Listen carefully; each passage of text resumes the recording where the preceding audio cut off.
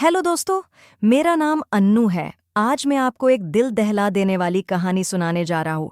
उन लोगों ने मुझे बहुत रकम दिए और सिर्फ एक रात के लिए जब पांचों लड़कों ने मेरी जिस्म से अपनी ख्वाहिश पूरी कर ली तो अचानक उनका दोस्त भी आ गया। लेकिन वो जैसे घर में आया तो वह चिल्लाने लगा, क्योंकि मजबूरी आदमी को वो करने पर मजबूर कर देती है जिसके बारे में उसने कभी सोचा भी नहीं होगा। या यह बोले कि कभी कभी ज्यादा ख्वाहिशें आदमी को मार देती है, और मैं भी ना कभी पूरी होने वाली ख्वाहिशें के सफ़र पर निकली थी। मैं रात 1 बजे से उस छोटे से कमरे में बिस्तर पर पड़ी हुई थी और एक के बाद एक दूसरे लड़कों ने मुझे तकलीफ पहुंचाई। अपनी इंतहा पर था, लेकिन यह सब कुछ मैंने अपनी ख्वाहिश से अपनाया था। ना ही मुझे अपने कपड़ों का होश था और ना ही जिसमें उठने वाली दर्द भारी लहर का। दो ही लड़कों ने मेरा हाल ऐसा कर दिया था कि मेरा सर तन जख्मी हो गया। मेरे साथ की हवस पूरी करने वाले हैं और मुझे पूरी खुशी से उन्हें वक्त देना है। मैंने कभी सोचा भी नहीं था कि मेरी सफ़र में कोई रात ऐसी भी होगी। यह सब मैं एक भारी कीमत के लिए कर रही थी, इसीलिए पीछे हटने का कोई सवाल ही नहीं था। मेरी परिस्थितियां और मेरे घरवालों की सपने मुझे उस रास्ते पर ले आई थी जहां मैंने एक ही रात में 4 लड़कों के साथ रात गुजरने की शर्त भर ली थी। आम हालात में तो किसी लड़की के लिए ऐसा सोचना भी मुमकिन नहीं, लेकिन मैं जिस मुसीबत में थी वहां मुझे यह फैसला करने में ज्यादा लम्हे नहीं लगे थे। वह सब सेहतमंद और तंदुरुस्त नौजवान थे जिनकी ताकत के आगे मैं कुछ भी नहीं थी। बिस्तर तक आने वाले दोनों नौजवानों ने लम्हों में मुझ में काबू पाकर मुझे पूरी तरह अपनी ख्वाहिश का निशाना बना लिया था। यह पहली बार था कि मुझे किसी मर्द ने छुआ था। दूसरे लड़के के निकलते ही तीसरा लड़का भी कमरे के अंदर चला आया। मैंने गहरी सांस बाहर निकलो।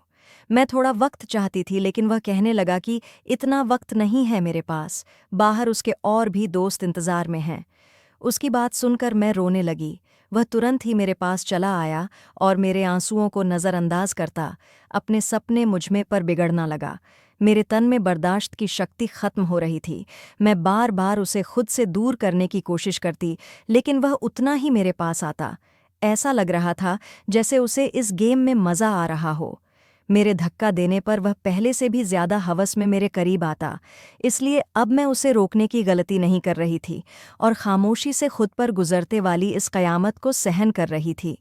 2.5 घंटे तक वह अपने प्यास बुझाता रहा और जाते जाते उसने अपने दांतों के निशान मेरी गर्दन पर छोड़ दिए और कहने लगा कि अगर मुझे दोबारा चांस मिला तो वह मेरे साथ दोबारा वक्त बेशक गुजरेगा। उसके जाने के बाद मैंने एक नज़र अपने शरीर पर डाली तो मैं डर गई, जिसका कोई हिस्सा ऐसा नहीं था जहां जख्म मौजूद ना हो। तीसरा लड़का ने तो हद से ज्यादा मुझ पर जख्म कर मुझे जख्मी कर दिया था। जगह जगह उसके दांतों के निशान पड़ चुके हैं। और फिर बचे उन 2 लड़कों ने भी 1-1 घंटा मुझे इसी तरह अपनी हवस का निशाना बनाया। उन लोगों को मेरे ऊपर जरा भी रहम नहीं आया था, और आता भी क्यों। उन्होंने एक अच्छी रकम के बदले मेरी एक रात खरीदी थी। वह तो अपना हिस्सा वसूल कर रहे हैं, और यह एक रात मेरी जिंदगी की काली रात्रि बन गई थी। मेरा हालात ऐसा था कि मुझे कुछ होश ही नहीं रहा था। मैं खुद से करवट बदलने के काबिल भी नहीं रही थी। आहिस्ता आहिस्ता तकलीफ से मेरी आंखें बंद होने लगी थीं, और तभी उन लड़कों ने मुझे बताया कि उनका एक छोटा दोस्त भी आ गया है।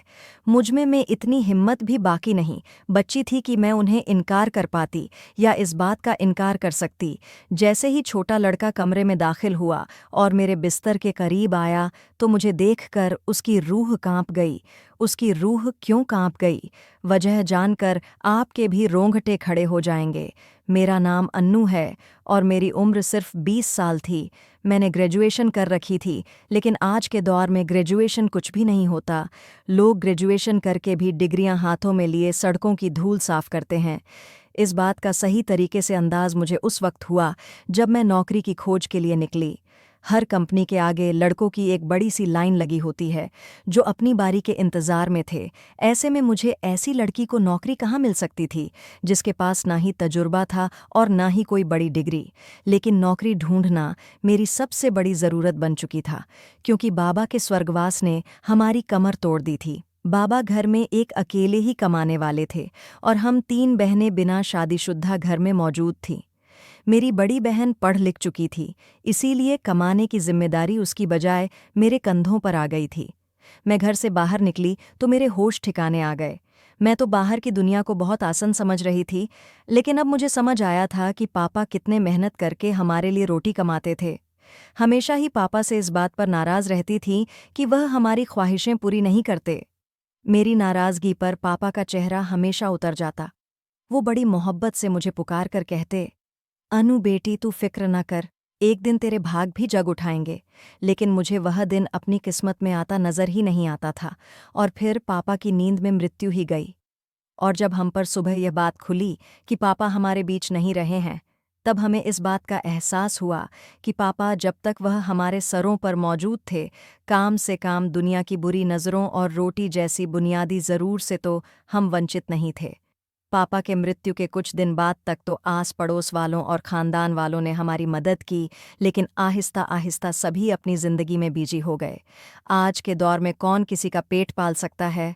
मजबूरन मुझे ही नौकरी की तलाश के लिए घर से निकलना पड़ा, और मुझे समझ आ गया कि औरतें के लिए बाहर की दुनिया किस कदर मुश्किल है। किसी भी कंपनी में मुझे नौकरी नहीं मिली थी। हर कंपनी के बाहर 1000 लड़कों पहले ही खड़े होते। मैंने स्कूलों का रुख किया तो यह देखकर मेरी हालात खराब हो गई कि आधे दिन से भी ज्यादा काम करने के बदले सिर्फ 10,000 मिल रहे थे, जिसमें से घर के बिल में सारे रुपए चल जाते। इसमें भी हर स्कूल वाले मुझे मेरा तजुर्बा पूछते और मेरा मुंह खाली रह जाता। बहुत तलाश करने के बावजूद भी कोई नौकरी ना मिली, तो मेरी एक दोस्त के भाई के जारी से मुझे एक पिज्जा हाउस में वेटर की नौकरी मिल गई। यह शहर के एक भीड़-भाड़ इलाके में बना बर्गर हाउस था, जहां हर वक्त ही लड़कों की बहुत ही ज्यादा भीड़ रहती थी। कल रात का फाइटिंग देर पेट को मेरे पल्ले कर दिया गया जी, पर बर्गर हाउस का नाम लिखा था और मुझे अगले दिन से ही नौकरी पर बुला लिया गया। उसे नौकरी के बड़े अजीब अजीब से काम थे जो मुझे पूरे करने थे। उन्हें एक मॉडर्न सी लड़की वेटर के नाम पर चाहिए थी, जिसके छोटे छोटे बाल कंधों पर फाइल हुए हों और वह बहुत सारे मेकअप करके डाइनिंग हॉल में खड़ी हो। मैं यूनिफॉर्म अपने बैग में डालकर वापस घर लौट आई थी। मैं अभी तक फैसला नहीं कर पाई थी कि मुझे यह नौकरी करनी है या नहीं, क्योंकि यह मेरे लिए एक बहुत ही कठिन काम था। पापा की मौजूदगी में कभी बिना ज़रूरत घर से निकलने की नौबत भी फेस नहीं आई थी, और बर्गर हाउस में तो इतने सारे लड़कों के बीच इतने छोटे कपड़े पहनकर खड़े होना मेरे लिए एक बहुत ही घुटन भरा काम था। लेकिन भूख इंसान से सब कुछ करवा ही लेती है। मैं वहाँ से वापस घर आई तो मेरी माँ दरवाजे पर ही परेशान सी खड़ी होने लगी कि बेटा, बिजली वाले आए थे और उन्होंने हमारी बिजली काट दी है। माँ की बात सुनकर मेरा दिल धक से बैठ गया था। गर्मी जोरों पर थी और ऐसे में बगैर बिजली के गुजारा करना बहुत ही कठिन था। लेकिन पिछले 4 महीने से हम बिल नहीं चुका पाते थे, और शायद इसीलिए हमारी बिजली काट दी गई। माँ के आंसू ने मेरे लिए फैसले को बहुत आसान कर दिया था। मैंने माँ को गले लगाया और उन्हें बताया कि मुझे एक अच्छी जगह जॉब मिल गई है और कल से मुझे नौकरी पर जाना है। मम्मी ने मेरे सर पर हाथ रखकर कहा कि अब तुम ही मेरी बाजू हो और तुम्हें ही अपनी दोनों बहनों की शादियां करनी है। मम्मी ने एक भारी जिम्मेदारी मेरे कंधों पर डाल दी थी और मैं सोच रही थी कि मैं यह जिम्मेदारी कैसे निभाऊंगी, लेकिन मुझे यह फर्ज निभाना था। माँ पूछ रही थी कि मुझे जॉब कहाँ मिली है, लेकिन मैं उन्हें नहीं बताना चाहती थी कि मुझे कहाँ जॉब मिली है। इसीलिए मैंने मम्मी से कह दिया कि एक किसी होटल में एक अच्छी जॉब मिल गई है। मेरी जॉब का समय दोपहर 2 बजे से रात 12 बजे तक था, और यह बात मैंने बड़ी मुश्किल से मम्मी को बताई थी। मेरी जॉब का समय जानकर वह हैरान से मेरी तरफ देखने लगी कि यह कौन सी होटल है जहां दोपहर 2 बजे बुलाया गया है। मैंने झूठ का दिया कि यह एक मल्टीनेशनल कंपनी है जो 24 घंटे चलती है। इस वक्त हमें पैसों की इतनी ज़रूर थी कि माँ ने और ज़्यादा सवाल करने की बजाय मुझे तरक्की की, देर सारी दुआएं दी और अगली दोपहर 1 बजते ही बर्गर हाउस के लिए रवाना हो गई। मुझे क्या पता था कि यहाँ से मेरी किस्मत मुझे कहाँ ले जाने वाली है। मैंने अपना यूनिफॉर्म बर्गर हाउस में आकर बदली थी। मालिक ने मुझे बर्गर हाउस के दरवाजे के करीब ही खड़ा कर दिया और कहने लगा, आज तुम्हारा पहला दिन है, इसीलिए तुम हर आते जाते को इज्जत से वेलकम करोगे, और गुस्सा होकर कहा कि यह कैसा मुंह उठाकर आ गई हो। जाओ, पहले मेकअप करो। मालिक की बात सुनकर मैं दुखी हो गई, क्योंकि मेरे पास मेकअप नहीं था। वहां मौजूद एक दूसरी लड़की ने अपने मेकअप से मुझे गहरी सुर्खी लगाई। वह बड़ी तेजी से मेरे चेहरे पर अपना हाथ चला रही थी और उसके बाद जब मैंने आईने में खुद को देखा तो हैरान रह गई। मुझे मालूम था कि मैं खूबसूरत हूं और मेरा रंग भी बहुत साफ है, लेकिन थोड़े से मेकअप के बाद मैं पूरी तरह निखर गई थी। मैं खुद को आईने में देख रही थी जब वह लड़की कहने लगी कि यह लोग खूबसूरती देखकर ही तो यहाँ रखते हैं, वरना काम करने को तो बहुत से लोग मिल जाते हैं। मैं जान गई थी कि यह नौकरी मुझे मेरी काबिलियत की वजह से नहीं, बल्कि खूबसूरती की वजह से मिली है। नौकरी का यह पहले दिन मेरे लिए बहुत ही भारी था।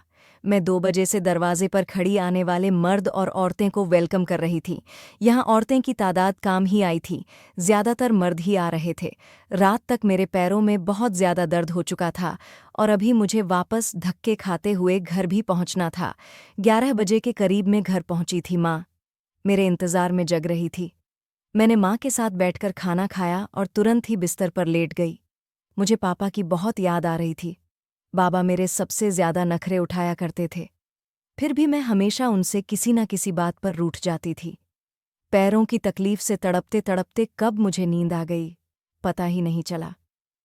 अगले दिन मैं फिर 1 बजे के करीब घर से निकल गई थी। आज मुझे दरवाजे के पास खड़ा नहीं किया गया था, बल्कि ऑन ऑर्डर लेने का काम दिया गया था। यह काम मुझे थोड़ा सा आसान लगा था, लेकिन कुछ ही देर में अंदाजा हो गया कि यह काम बिल्कुल भी आसान नहीं था।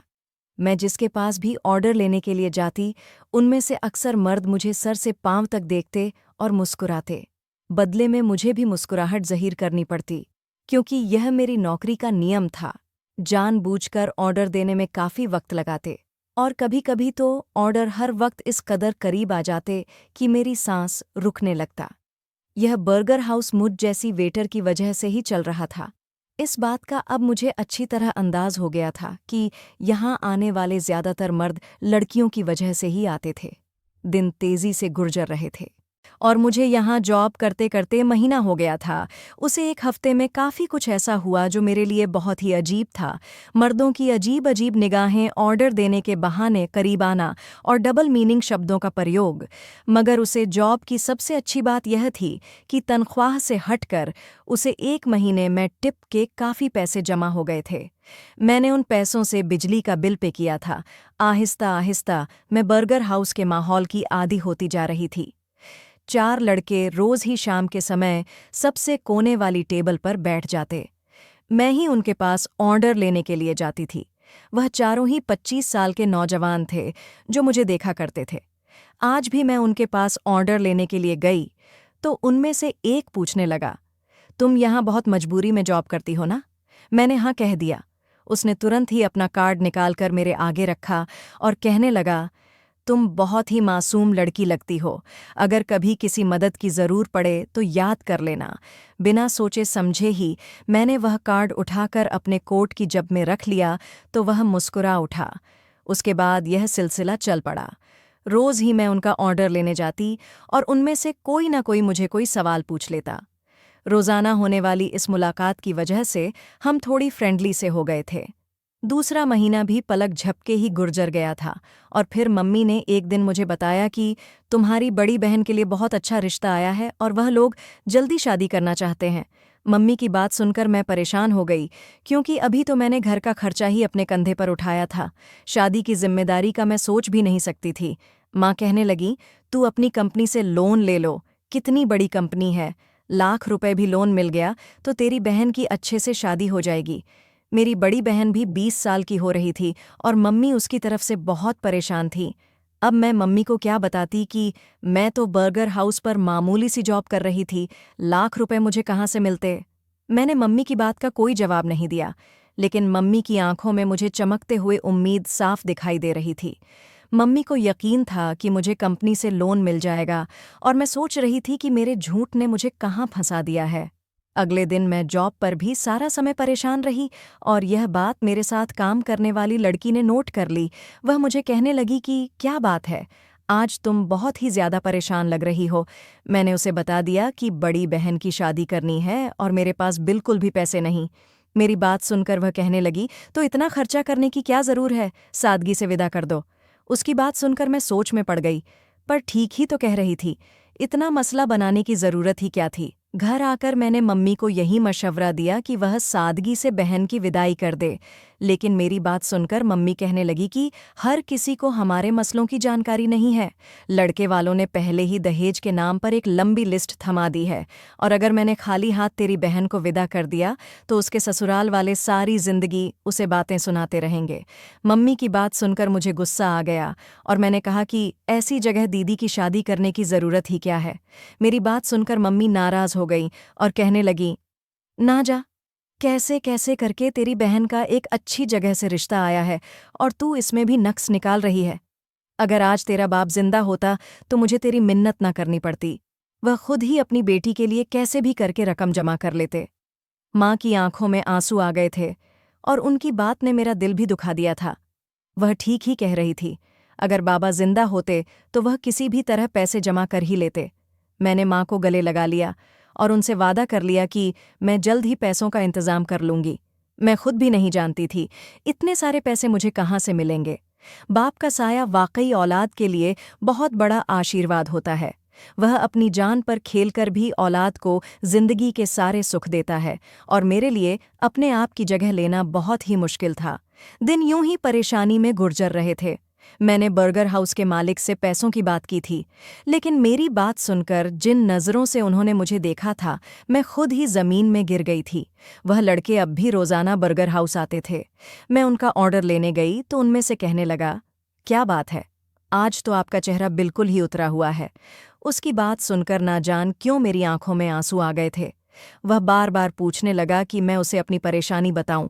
ना चाहते हुए भी मैंने उसे अपना मसला बता दिया था, क्योंकि मुझे भी किसी ऐसे आदमी की खोज थी जिसके आगे मैं खुलकर अपना दर्द बयां कर सुकून। मेरी बात सुनकर उनके चेहरे पर मुस्कुराहट आ गई और वह कहने लगे कि इतनी छोटी सी बात के लिए आप इस कदर परेशान हैं। हमने आपको अपना कार्ड इसीलिए दिया था कि कोई भी परेशानी हो तो आप हमें याद कर लें। मैं हैरान से उनके चेहरे देखने लगी। मैं यह सोच भी नहीं सकती थी कि वह 4 अजनबी लड़की मुझे पैसे दे सकते हैं, लेकिन उन चारों ने फौरन ही मुझे लाख रुपए की ऑफर कर दी। मैं उनकी तरफ देख रही थी। वह लाख रुपए देना उनके लिए कोई बड़ी बात नहीं है, लेकिन मुझे भी उनके कुछ काम आना होगा। उनकी बात सुनकर मैं थक गई। उन लड़कों को मुझसे क्या काम हो सकता था, ये बात समझना में मुझे ज्यादा देर नहीं लगी थी। मैंने फौरन ही घबराकर कहा कि मैं एक शरीफ घराने से संबंध रखती हूँ और मैं कोई गलत काम नहीं कर सकती। वह हंसकर कहने लगे कि हमने सिर्फ पेश की है, कबूल करना या ना करना आपकी है, लेकिन आज के दौर में कोई भी नहीं देगा, चाहे वह आपका करीबी रिश्तेदार ही क्यों ना हो। बात तो उनकी भी बिल्कुल ठीक थी, लेकिन मैं अपनी इज्जत गिरवी रखकर लाख रुपया हासिल नहीं करना चाहती थी, इसलिए मैंने उन्हें साफ इनकार कर दिया। मैं हालात से पूरी तरह थक चुकी थी और ऐसे ही थकी हारी जब लौटकर घर आई तो मैं पैसों का कोई इंतज़ाम ना हो सका था और माँ मुझसे उम्मीद बांधे बैठी थी। मैंने एक निगाह अपनी दीदी के चेहरे पर डाली, जहाँ बहुत वक्त बाद खुशी की रौनक नजर आ रही थी। मैं भी दीदी के ससुराल वालों से मिली थी। वह लोग वाकई बहुत अच्छे लोग थे, लेकिन आज के दौर में सादगी और बगैर दहेज के कौन दुल्हन विदा करवाता है, वह भी इसी समाज में रहने वाले थे। मैं अपनी बहनों की खुशी को हमेशा कायम देखना चाहती थी। मैंने मम्मी से कहा कि आप विवाह की तारीख पक्की करते पैसों का इंतजाम हो जाएगा। मेरी बात सुनकर तो घर में खुशी की लहर दौड़ गई थी, लेकिन वह लोग इस बात से बेखबर थे कि यह खुशी उन्हें मेरी आबरू की बर्बादी के बदले होने वाली थी। अगले दिन मैंने उन चारों लड़कों से हामी भर ली। वो मुस्कुराकर कहने लगे कि हम जानते थे कि आप ज़रूर मान जाएंगे। उन चारों ने एक रात के लिए मुझे अपने साथ ले जाने की बात की थी।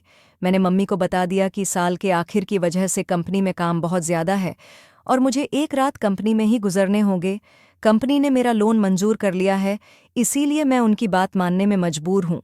लोन पास होने की बात सुनकर मम्मी इस कादिर खुश हो गई कि उन्होंने मुझे रात रुकने की इजाज़त भी दे दी और मैं बर्गर हाउस से छुट्टी होने के बाद उन 5 लड़कों के साथ चली गई। उन 5 ने मुझे अपनी दरिंदगी का निशाना बना डाला और जब 5वां लड़का अंदर आया तो मुझे देखकर उसकी चीखें निकल गईं, क्योंकि पूरा बिस्तर खून में भीगा पड़ा था और मैं अपनी जिंदगी की शायद आखिरी सांस ले रही थी। उसने तुरंत ही मुझे अपने बाजू में उठाया और गाड़ी में डालकर एक छोटे से अस्पताल में ले आया, जहां शिकायत उसका कोई जानने वाला ही डॉक्टर था। कई घंटे आईसीयू में रहने के बाद मेरी हालात कुछ बेहतर हुई, लेकिन मेरा जख्मी तन मेरी बर्बादी की गवाही दे रहा था। वह लड़का उन चारों का ही दोस्त था, लेकिन उसके अंदर इंसानियत अब भी बाकी थी और उसकी मुझ पर रहम आ गया था। वरना शायद मैं इस बिस्तर पर दम तोड़ जाती। मैंने माँ को फ़ोन करके बता दिया था कि मेरी होटल से छुट्टी नहीं हुई है। उसे लड़के ने अस्पताल का सारा खर्चा खुद उठाया था और उसके दोस्तों से वो लाख रुपए लेकर मुझे दिए थे। वह चारों बहुत ही अमीर कारोबारी लोगों के बेटे थे, जो चाहते तो बगैर मुझे बर्बाद किया भी मेरी मदद कर सकते थे। मेरे ठीक होने पर मुझे अस्पताल से छुट्टी मिल गई थी और रकम भी मेरे हाथ आ गई थी। लेकिन अब कुछ भी पहले जैसे नहीं रहा था। उस लड़के ने मुझे अपनी कंपनी में नौकरी की ऑफर दी थी और यकीन दिलाया था कि मैं वहां इज्जत से जॉब कर सकूंगी।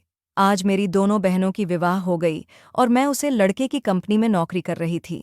एक बात मैं अच्छी तरह जान गई थी कि आज के इस दौर में बगैर किसी मतलब की मदद करने वाले लोगों की गिनती न होने के बराबर है। हमेशा जॉब करने वाली लड़कियों को इज्जत की नज़र से देखें, क्योंकि वह बहुत ही मजबूरी की हालात में अपने घरों से निकलते हैं, चाहे फिर वह टांग कपड़े पहनकर किसी बर्गर हाउस के दरवाजे पर ही क्यों ना खड़ी हो। दोस्तों, उम्मीद करती हूँ आपको हमारी कहानी पसंद आई होगी। कहानी पसंद आई है तो वीडियो को लाइक करें, चैनल पर नए हैं तो कोमल की वॉइस को सब्सक्राइब करें और हाँ, नोटिफिकेशन बेल को ज़रूर दबाएं ताकि अगली अपडेट सबसे पहले आपको मिले तो ज़रूर कर ले।